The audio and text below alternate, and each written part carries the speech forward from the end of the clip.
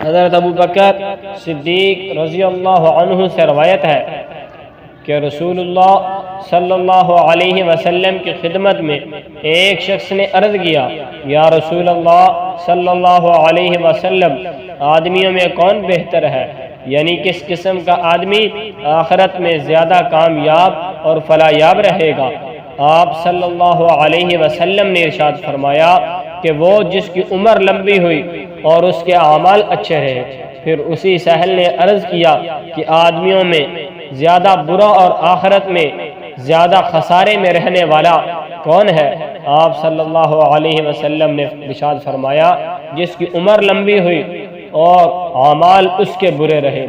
ظاہر ہے کہ جس شخص کی زندگی اعمال صالحہ والی زندگی ہوگی تو جتنی طویل عمر اس کو ملے گی اس قدر اس کی دینی درجات میں ترقی ہوگی، اور اس کے برعکس جس کے اعمال اخراج اللہ سے دور کرنے والے ہوں گے اس کی عمر جتنی زیادہ ہوگی اس قدر وہ اللہ کی رحمت اور رضا سے دور تر ہوتا چلا جائے گا۔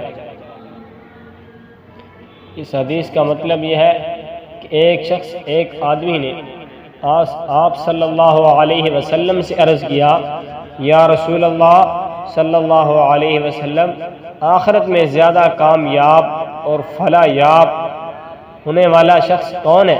آپ صلی اللہ علیہ وسلم نے فرمایا، وہ شخص کامیاب ہوگا جس کی عمر لمبی ہوئی اور اعمال اس کے اچھے ہوئے۔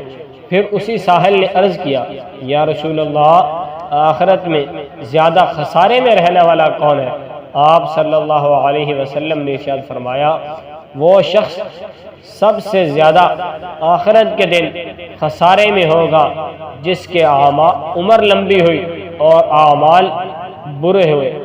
دعا ہے کہ اللہ تعالی ہمیں اس حدیث پر عمل کرنے کی توفیق عطا فرمائے۔